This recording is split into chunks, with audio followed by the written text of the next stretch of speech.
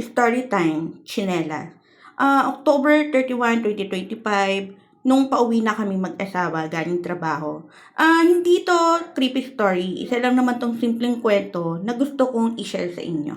Habang nasa biyahe nga kami pauwi, is nag-message itong kapatid ko na hindi daw niya napansin na nahulog daw yung isang peraso ng tsinelas ng anak ko. At ito nga yung message ng kapatid ko. Saka lang daw nila napansin na wala na yung isang pirasong tsinelas ng anak ko nung binaba na nila sa motor. Galing nga pala sila sa SM Tungko, nag-treat or treat sila doon.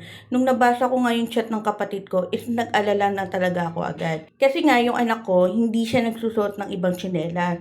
Yun at yun lang talaga yung gusto niyang suotin. Sinubukan na namin siyang dalhin, dati sa iba't ibang store ng mga tsinelas, pero yun lang talaga yung gusto niya. Share ko lang din na minsan ko na rin na-posto yung tungkol sa tsinelas niya kasi medyo hassle pag bibilan siya ng tsinelas kasi yung gusto niyang tsinelas sa SM pa nabibili. Ito nga pala yung post ko nung June 30.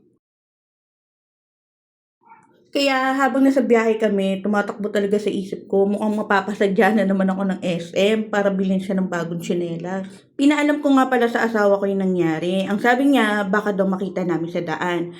Pero kasi bago kami makarating ng SM is less than 2 hours yung biyahe namin kasi galing kaming San Juan, tapos papuntang SM Tungko. Medyo mahaba din pala yung babaybayin namin sa paghahanap ng tsinelas niya. Kasi from SM Tungko hanggang dun sa bahay is 6.2 kilometers din. So ito na nga, nung nakarating na kami sa SM Tungko, nagsimula kaming maghanap-hanap habang umaandar kami.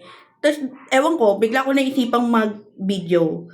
Tapos, sige lang kami tingin sa daan, baka makita namin tsinelas niya. Naisip ko, kulay pink naman yon, siguro mas madali ko siya makikita sa daan.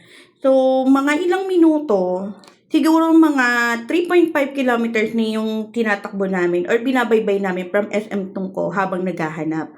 Tapos, bigla akong may napansin na tsinelas. Hindi siya mukhang color pink, pero parang tsinelas talaga siya ng anak ko. Napansin na rin pala ito ng asawa ko, kaya nung nakita niya yung tsinelas, bigla siyang huminto. At hindi nga kami nagkakamali, tsinelas nga talaga ng anak ko. Sobrang dumi na niya, as in, mukhang nagulungan na ng ilang beses. Pero sobrang saya ko nung nakita ko yung tsinelas. Yay! Alam mo yung pakiramdam na mission accomplished. As in, sobrang saya ko as a mother.